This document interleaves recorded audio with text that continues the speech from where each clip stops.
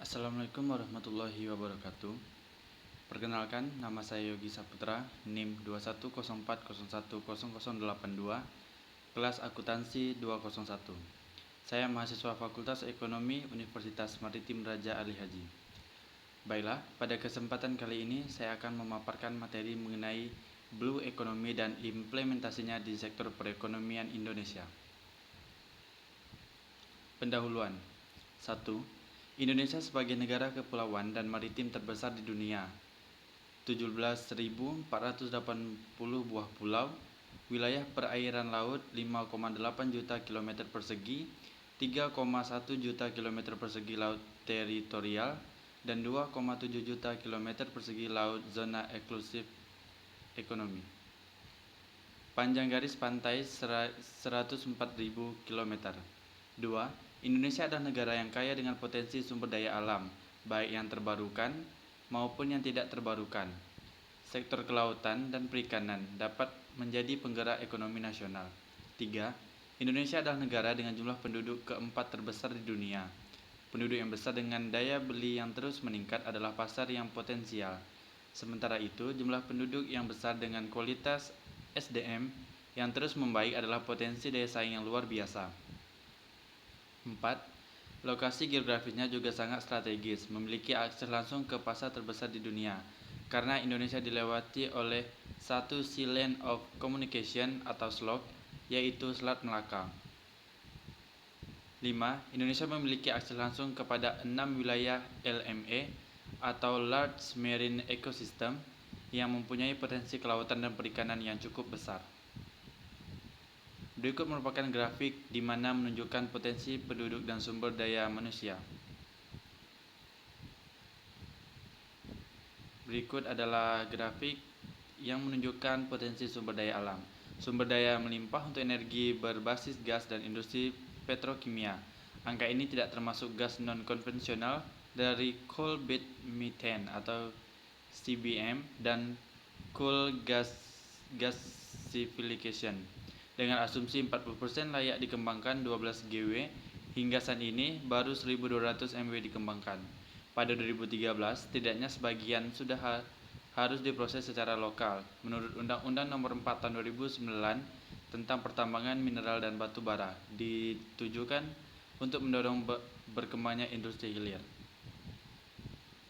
Ini adalah peta yang menunjukkan bagaimana letak geografis Indonesia yang sangat strategis.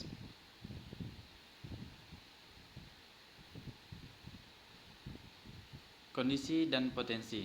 IMF memproyeksikan Indonesia akan mengalami pertumbuhan ekonomi tercepat di antara 18 ekonomi terbesar di dunia pada tahun 2009 sampai 2015. Terbukti dengan grafik tersebut, pada Indonesia berada pada titik 12,8%. Pendekatan pembangunan. Yang pertama, economic development. Yang kedua, sustainable development. Yang ketiga, Millennium Development Goals atau MDGs. Yang keempat, low carbon development. Yang kelima, green economy. Dan yang terakhir, blue economy.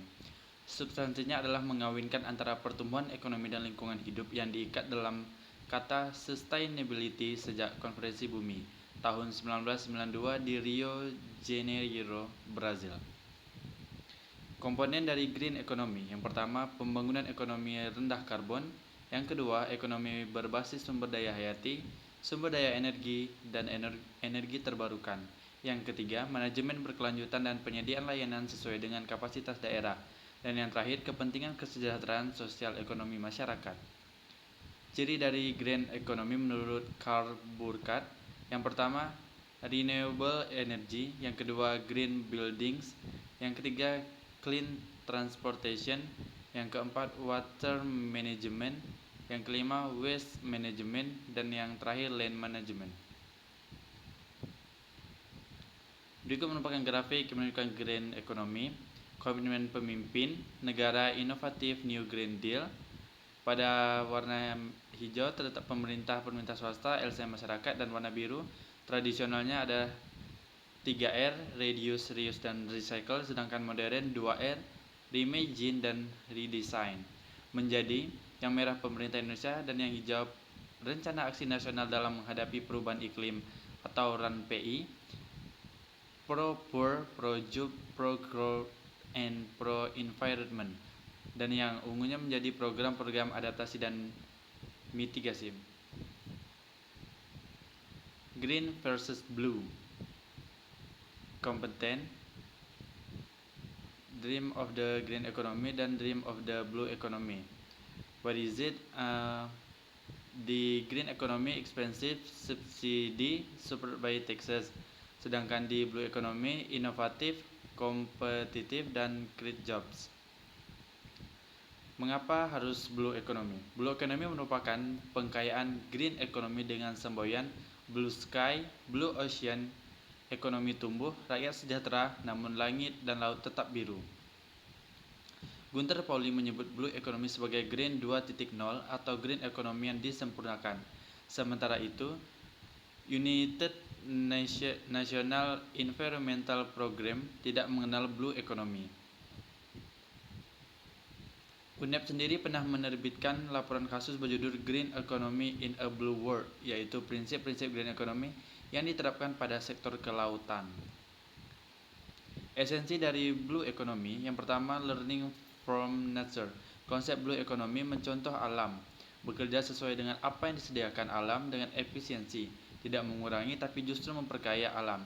Shifting from scarcity to abundance. The logic of ecosystem. Cara kerja ekosistem dijadikan model blue economy, yaitu seperti air mengalir dari gunung membawa nutrien dan energi untuk memenuhi kebutuhan dasar kehidupan seluruh komponen ekosistem. Limbah dari sesuatu menjadi makanan bagi yang lain. Limbah dari sesuatu proses menjadi bahan baku atau sumber energi bahan lain. Hanya dengan gravitasi energi didistribusikan secara efisien dan merata, tanpa ekstraksi energi eksternal.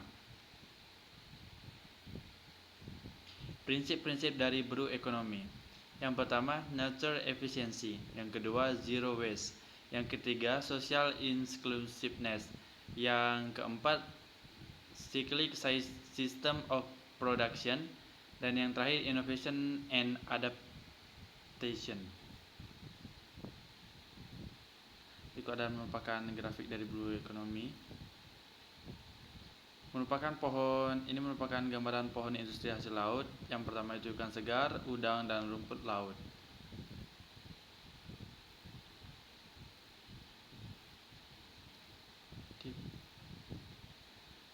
Oke, baiklah, itu saja pemaparan materi dari saya mengenai blue economy. Semoga apa yang saya sampaikan dapat menjadi menambah wawasan dan menjadi pelajaran bagi kita semua. Saya akhiri dengan wabillahi taufiq wal hidayah. Wassalamualaikum warahmatullahi wabarakatuh.